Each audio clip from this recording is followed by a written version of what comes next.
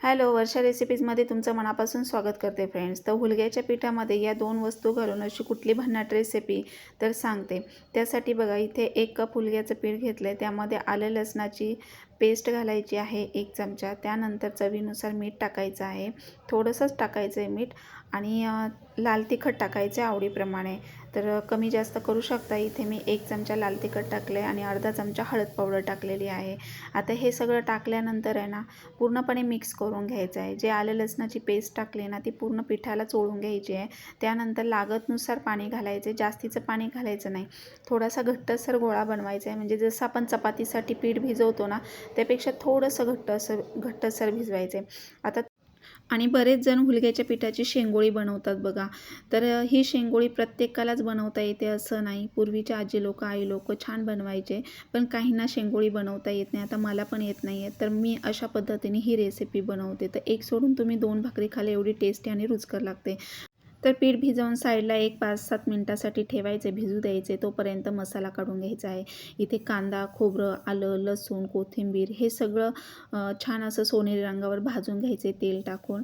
आणि थंड झाल्यानंतर मिक्सरला ग्राइंड करून घ्यायचं आहे. अगदी गरगरीत वाटण करून घ्यायचं आहे, म्हणजे पाट्यावर वाटल्याची चव लागते. आता कढई तापायला ठेवायची. कढईमध्ये 2 चमचे तेल घालायचे. त्यामध्ये कढीपत्त्याची 7 ते 8 फ्रेश पानं घालायची आहेत. अर्धा चमचा जिरं, अर्धा चमचा मोहरी टाकायची. छान फोडणी तयार करून घ्यायची आणि त्यामध्ये वाटलेलं वाटण व्यवस्थित असं परतून घ्यायचं आहे. अगदी तेल सुटेपर्यंत छान पुन्हा परतून घ्यायचे, कारण आपण मसाला भाजून वाटलेला आहे. परंतु जेव्हा आपण तेलामध्ये आणखीन परतून घेतो ना, तेव्हा भाजीची चव दुप्पट वाढते. कुठलीही आपण रस्साभाजी करताना असं जर वाटण आपण तेलामध्ये छान परतून घेतलं ना, म्हणजे तेल सुटेपर्यंत पुन्हा असं भाजून, तर भाजीची चव खरंच खूप छान लागते. आता त्यामध्ये बघा, एव्हरेस्टचा इथे मी गरम मसाला घेतलेला आहे अर्धा चमचा. त्यानंतर 1 चमचा लाल तिखट घेतलं आहे. 1 चमचा आपण वर्षभरासाठी जो मसाला करतो आहे तो टाकला आहे. आणि अर्धा चमचा हळद पावडर आणि थोडीशी कोथिंबीर टाकायची. मसाले व्यवस्थित असे पुन्हा तेलामध्ये परतून घ्यायचे त्या मसाल्यामध्ये बघा. तर अशा पद्धतीने मिक्स करून घ्यायचं आणि तेलामध्ये छान परतून घ्यायचं आहे परत. तर गॅसची फ्लेम अगदी कमी ठेवायची आहे. आता बऱ्याच जणांना शेंगोळी बनवता येत नाही, पण तुम्ही हुलग्याच्या पिठाची अशी रेसिपी बनवली तर बघा, एक सोडून 2 भाकरी खाली एवढी चविष्ट आणि रुचकर लागते. अगदी पाहुणे आलेले सुद्धा हट्टाने मागून घेतील, एवढी ही छान लागते. आता यामध्ये थोडंसं पाणी घालायचं आहे. तर अर्धा तांब्या मी पाणी घातलं आहे. गॅसची फ्लेम कमीच ठेवायची आहे.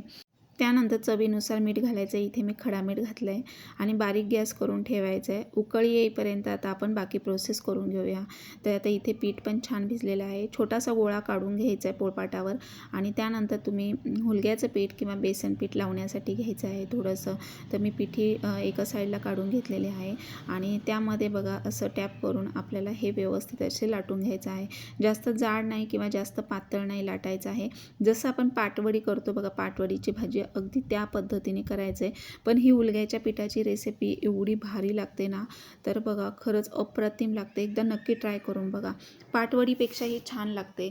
आता इथे बघा, मी अशा पद्धतीने लाटून घेतलं आहे आणि आपल्याला त्यावर फिरकीच्या चमच्याने बघा कापण्या करून घ्यायच्या आहेत. तर थोडंसं पीठ लावायचं आहे, कारण हे पीठ चिकट असतं, पोळपाटाला चिकटलं जातं. त्यामुळे अशा पद्धतीने पिठी लावून लाटून घ्यायचं आहे आणि फिरकीच्या चमच्याने बघा असं आपण जसं शंकरपाळी कापतो त्या पद्धतीने आपल्याला असं हे कापून घ्यायचं आहे. आणि व्हिडिओमध्ये दाखवल्याप्रमाणे करायचे, जास्त जाड नाही आणि पातळ नाही. आणि त्या व्यवस्थित शिजू द्यायच्या आहेत. तर आता हे आपण बघा करून घेतलं आहे. आता एका प्लेटमध्ये किंवा एका वाटीमध्ये आपल्याला त्या काढून घ्यायच्या आहेत. तर हे ज्या मी कापण्या केलेल्या आहेत बघा, तर तुम्ही या पद्धतीने असं करायचं आहे.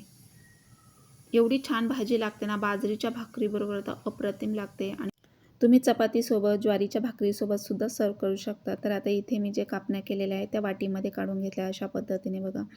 आता ह्या आपल्याला उकळीमध्ये अशा सोडायच्या आहेत. तर आता उकळी आलेली आहे, तुम्ही बघताय. छान कमी गॅसवर आपण अशी उकळी आणायची, म्हणजे तरी पण छान येते भाजीला. आणि त्यामध्ये त्या सोडायच्या आहेत आणि एक 5-7 मिनटं शिजू द्यायच्या आहेत. त्यामुळेच थोड्याशा पातळसर कापण्या करायच्या आहेत.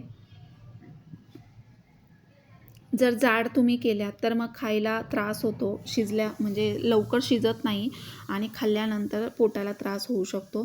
त्यामुळे थोड्याशा पातळ कापण्या करायच्या आहेत आणि शिजू द्यायच्यात. शिजल्यानंतर असा दाटसरपणा येतो भाजीला आणि एवढं छान लागतं ना हे, तर बघा पाटवडीचा आपण रस्सा करतो ना, अगदी त्या पद्धतीने लागतं. फक्त जर हुलग्याची शेंगोळी आपल्याला बनवता येत नसेल तर अशा पद्धतीने तुम्ही बनवू शकता ही हुलग्याची रेसिपी.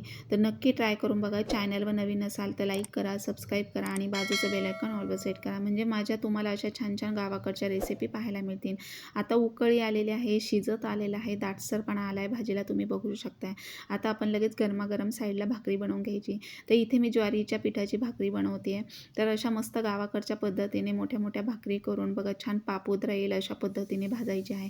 तर एक भाकरी करायची पण पद्धत आहे. अशा पद्धतीने अलगद जर तव्यावर ठेवली तर गॅसवर वगैरे उडत नाही आणि बघा एवढी छान भाकरी झालेली आहे. तर अगदी गावाकडच्या पद्धतीने तवाभर अशी मी भाकरी बनवते, मस्त गरमागरम.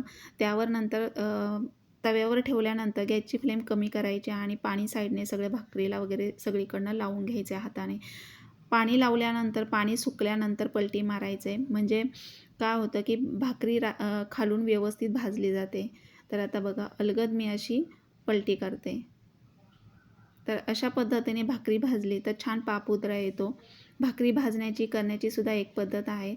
भाकरी कशी करायची ज्वारीची याचा व्हिडिओसुद्धा मी शॉर्ट व्हिडिओ चॅनलवर अपलोड केलेला आहे, तुम्ही तिथे जाऊन चेकआउट करू शकता. बऱ्याच वेळेला भाकरी जमत नाही किंवा करताना तुटते, फुगत नाही किंवा भाकरीला पापुद्रा येत नाही, पण अशा पद्धतीने अर्धवट तुम्ही भाजून तव्यावर अर्धवट भाजायची आणि नंतर तवा काढून अशी गॅसच्या याच्यावर भाजायची आहे. तुम्ही बघा तर एवढा छान असा पापुद्रा येतो, तर असं वाटतं की चुलीवरच भाकरी भाजलेली आहे, एवढी छान. तर अशा ह्या पापुद्रा आलेल्या छान गरमागरम भाकरीसोबत तुम्ही ही भाजी सर्व केली ना, तर आहा, एक सोडून तुम्ही 2 भाकरी खाल बघा, एवढी टेस्टी लागते.